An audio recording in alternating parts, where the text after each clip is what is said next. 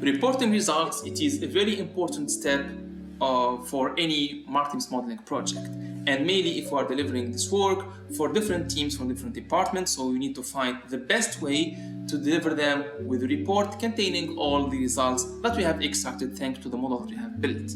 It is not enough to look at your results only in the MassTer software and you keep it yourself. You need to find a way to report it in a required format. It can be an Excel file, a PowerPoint, or PowerBi. In this video, I will take you through the steps that you need to go through in order to build a PowerBi report. This tool, it is very important and efficient when it comes to reporting analytics results. In MassTer, we have a feature about exporting a file called contribution cube, which can be directly linked to PowerBi and loaded in order to create reports there.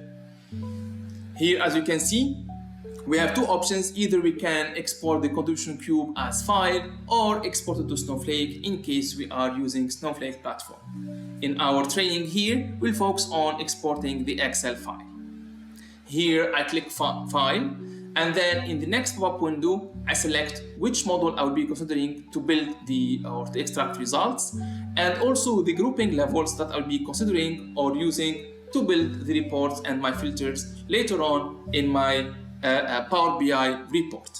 Then I click Export Data, and here, as you can see, I have already created a folder. I called it Power BI Report, where I will be exporting my results cube. So let's give it the name of results cube. And here you can see that I have two additional files that I have already created called date mapping and factors mapping. These two files that are needed and important to define the mapping that we'll be using in our Power BI dashboard.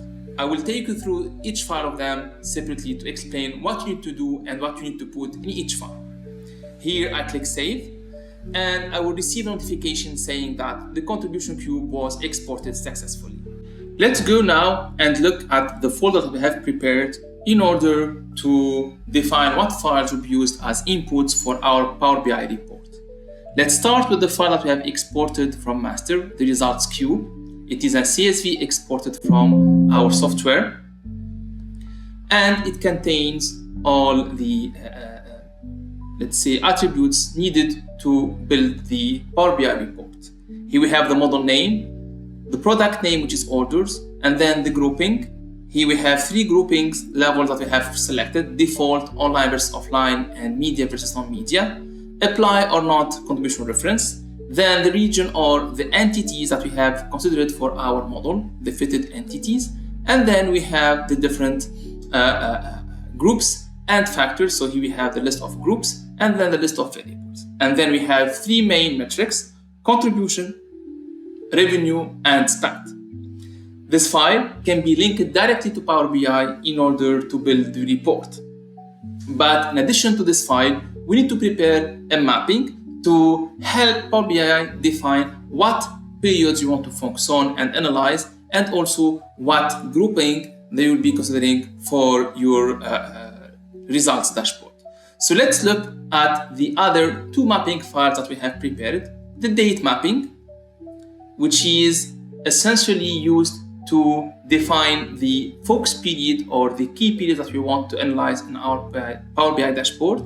The idea is that you'll have your weekly dates for the fit period, and then you aggregate them into quarters, halves, or years, depending on the analysis that you'll be conducting. It's very easy, and you can do it quickly in Excel. So this is the date mapping. The second file, it is the factors mapping. We need to tell Power BI how we want to aggregate our factors. So it will create the link between this mapping and the contribution cube. For example, here we have the list of all the factors included into our third iteration model. Then we want to aggregate results or factors by online versus offline. So here we have all this list is online channels, and then we have TV and billboards are offline. Also, we can aggregate them under two groups: non-media versus media, and also we can split between paid and non-paid media. So this is the factor mapping that we suggest for you, and you can feel free to create your own factors mapping that we'll be considering in your report. Once these files that are available, you can link them to your Power BI report. And by the way, to this course, we have attached a Power BI report template that you can use. You can start from it as a standard or a very basic report, and then you can enhance by yourself in order to deliver your market modeling dashboard. This is the Power BI report that we are sharing in addition to as attachment to the course. It is very basic, as I mentioned, but the idea is that to show you how a starting point, a very basic way to show results. Here, for example, we have the filter by year. It is linked to the date mapping that we have loaded.